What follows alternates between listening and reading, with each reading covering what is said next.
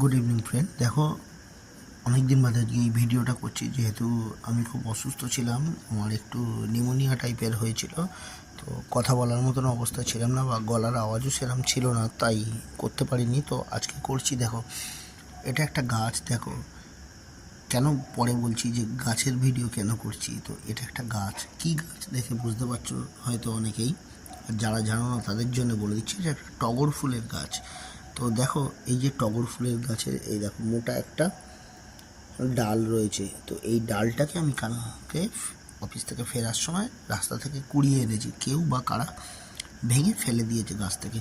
তো গাছটা এত ডালটা মোটা যে দেখো, এটা একটা মোটা কাণ্ড তৈরি হতে পারে, এর থেকে রুট ফর্ম করতে পারে। দেখতে পাচ্ছ, এর থেকে একটা রুট ফর্ম করতে পারে। তো এটাকে আমি আপাতত জলে দিয়ে রেখেছি।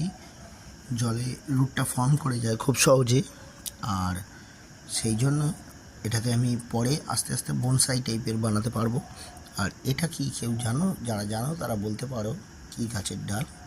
আর যারা জানো না তাদের জন্য বলে দিচ্ছি, এটা হচ্ছে গিলই গাছের ডাল।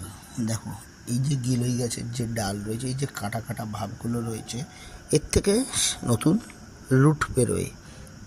সেই রুটগুলো থেকে নতুন চারা তৈরি হয়। তো এই যে টগর ফুলের গাছটা রয়েছে, এটাকে আমি আপাতত জলে রেখেছি 2 দিন। কালকে এটাকে আমি বালিতে বসিয়ে দেবো। বালিতে খুব তাড়াতাড়ি সহজে রুট ফর্ম করবে। তারপর আমি এটাকে যা করার করবো, প্রুনিং কাটিং করে একটা সুন্দর বনসাইতে রূপ দেব। অ্যাকচুয়ালি কী জানো তো, অনেক কিছু করলাম, অনেকের জন্য অনেক কিছু করলাম, আলটিমেটলি সব স্বার্থপর।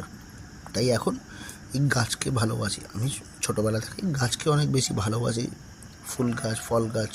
তো সাধ্যমতো চেষ্টা করি করার। মাঝখানে কিছুদিন হয়তো করতে পারিনি, আবার শুরু করেছি। তো দেখাচ্ছি তোমাদের এর অন্য ফুলের ভিডিওটা। তো দেখতে পাচ্ছ, বাটিতে জল দিয়ে বসিয়ে রেখেছি। তো কালকে বালিতে পুঁতবো, সেটাও তো আমাদের দেখাবো। আর রুট ফর্ম করার পরে গাছটা কেমন থাকে সেটাও দেখাবো। Thank you.